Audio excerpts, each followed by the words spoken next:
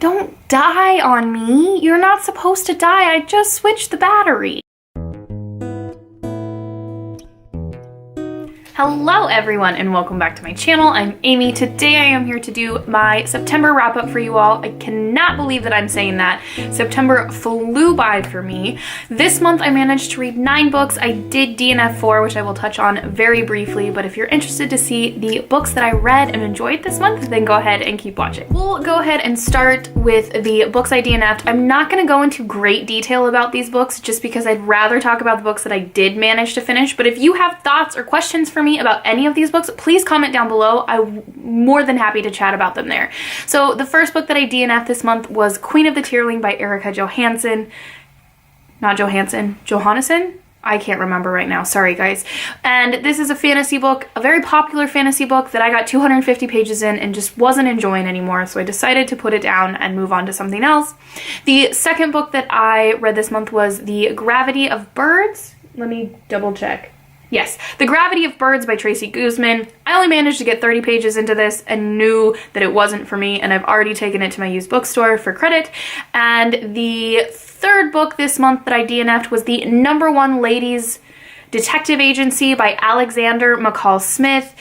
I know this is a popular mystery series, just wasn't for me again, and I was reading that on my Kindle. And then the last one was My American Duchess, I believe, by Eloisa James, maybe. Again, I turned this book in as well, and just not for me. So those are the 4 books that I DNF'd this month, but let's get into the books that I did manage to read. The first book I finished this month was My Brilliant Friend by Elena Ferrante. This is a somewhat coming-of-age story, or part of a coming-of-age story, about 2 girls who are growing up in a town outside Naples. Their names are Elena and Leela, and I have already done a review on this book. I gave this book 2 out of 5 stars, so if you're interested in my review, I will link that up here for you guys if you want to know more of my thoughts. Well, the second book that I read this month, I also have already done a review on, and that is The Czar of Love and Techno by Anthony Marra. This is technically a short story collection, but it reads like a novel, and let me tell you guys, easy 5 out of 5, probably one of my favorite books that I've read this year. I absolutely adored it. Like I said, review will be up here for you all if you haven't seen that yet, but go check it out. It is a gorgeous story, group of stories that are all interconnected, that all involve an obscure Russian painting. If you haven't read this book, go check it out. It's wonderful. The third book that I read this month was a middle grade book called The Emperor's Ostrich by Julie Berry, and boy was this book a ton of fun. I absolutely loved it. This is the story about a young girl named Begonia who is a milkmaid, and her cow goes missing, so she goes off to find her, and adventures ensue that she was not anticipating at all. There are spiritual elements, there is magic, there is just wonderful whimsicalness. That's not a word. I just made up a word. This is an absolutely fun read. I totally recommend it. I gave this book 5 out of 5 stars because the entire time that I was reading it, I just couldn't help but thinking, how fun is this book? I love this book, and it's middle grade, so it's a very easy read. If you haven't read it before, I would highly recommend it. Go pick it up. Julie Berry's writing is so fun, and her story is just, it's a good one, guys. It's not one to pass up. I checked this one out from the library, so I don't own it, but trust me, I'm sure I will end up with a copy of my own because this is a book I definitely want to have on my shelves. I also managed to read a bit of a classic this month, and that is Fahrenheit 451 by Ray Bradbury. I really enjoyed this book. This was the first time I've ever read it, which I know a lot of people, I believe, read it for required reading in high school. And I loved it. It is amazing to me that a book written in 1951 can have and be making points that are still very, very much a part of today's society. This book is about a fireman who is living in America in a point in America's history in which everything is fireproof. So a fireman's job is to burn books, is to get rid of the things that they don't want anyone else to see or read. And the reasoning behind why they don't want these books to be accessible to people is just, it just makes you think. It's a really good book. I gave it 4 out of 5 stars. If you haven't read it, pick it up. It'll make you think, and it'll make you think in good ways.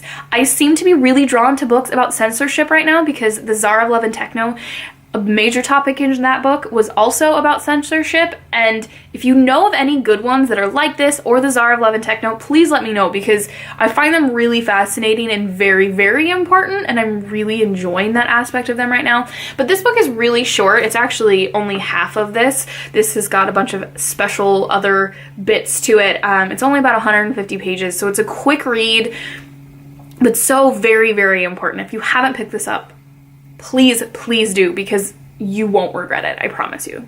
You won't regret it. I've been using my library a lot more recently. I also read another library book, and that was Fire is Your Water, a novel by Jim Minnick. This book I was very excited about. It's a gorgeous book, by the way. The naked hardcover is amazing.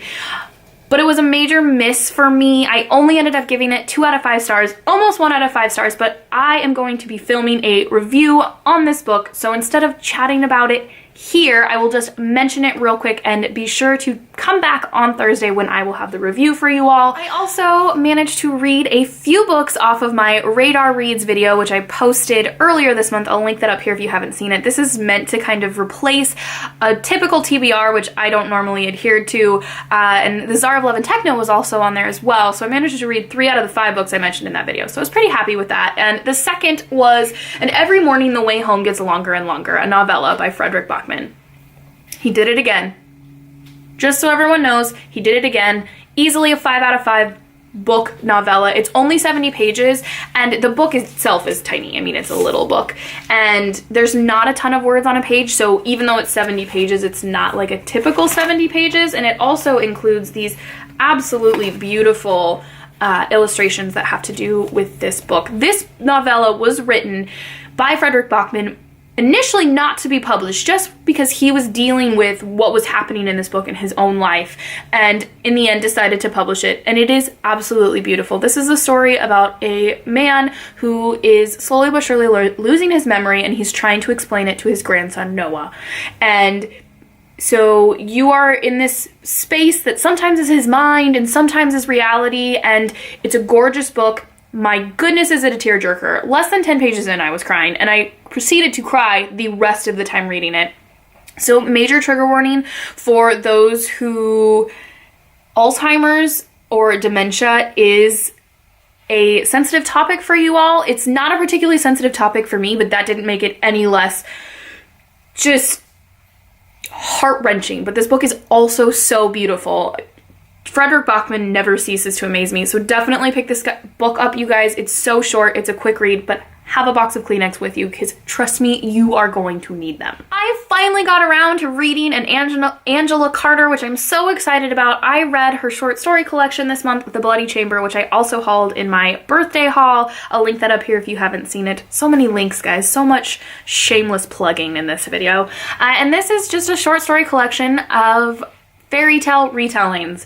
And this book is beautiful, just like its cover.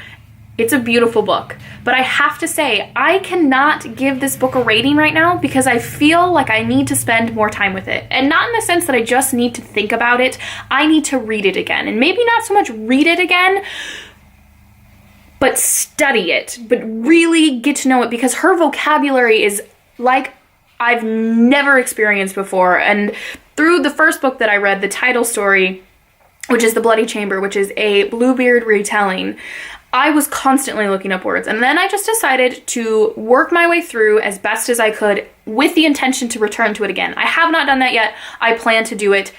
I'm afraid this book might be too academic for me, but that didn't make it any less beautiful or amazing. But if you've read this book, let's please chat about it, because I found it so very interesting and beautiful and amazing, and at times very confusing, but I really did like it. So read it if you haven't read it, and then let's chat about it. I also read some nonfiction this month, and this is actually a book that I predicted to be a 5-star book for me. Unfortunately, it wasn't. It wasn't even close. And that is Dog Medicine, How My Dog Saved Me From Myself, a memoir by Julie Barton. And this is a woman's recollection of her first major nervous breakdown in episode with major depressive disorder, and how during that time in her life, she decided to get a dog who just so happened to be a golden retriever that she named Bunker, and how she believes he was so pivotal and important to her healing. totally up my alley. Absolutely a book I want to read, mental illness, specifically depression and anxiety, that type of thing, and it involves animals. Another box for me.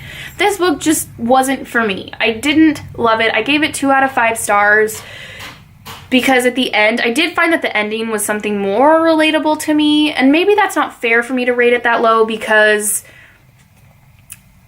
I didn't relate to it. That didn't mean her writing was bad or her story was bad. It just didn't find what I wanted out of it, I believe. So not a bad book. If this is a book that sounds interesting to you, definitely check it out. But other than that, if it's not usually up your alley, it's a pass. But another book off my TBR, but not what I wanted it to be, which is disappointing, but we're moving forward nonetheless. And the last book that I managed to read this month was Girl in Hyacinth Blue by Susan Vreeland. This was a New York Times bestseller, and this was written in 1999 and published in 1999. I guess that's probably what I should say. And this is another book that is all surrounded by one painting. And specifically, this is a supposed Vermeer painting of a girl with a sewing basket. And when I first read the back of this, I was like, oh, it's like the Tsar of Love and Techno. I really enjoyed that. I seem to be drawn to those kind of books. But this book really disappointed me. For each person who owned the painting, up until the point that it was painted / created, you have a chapter about who has the painting. And I found that where the Tsar of Love and Techno, all of them just had a connection to this painting or something to do with this painting.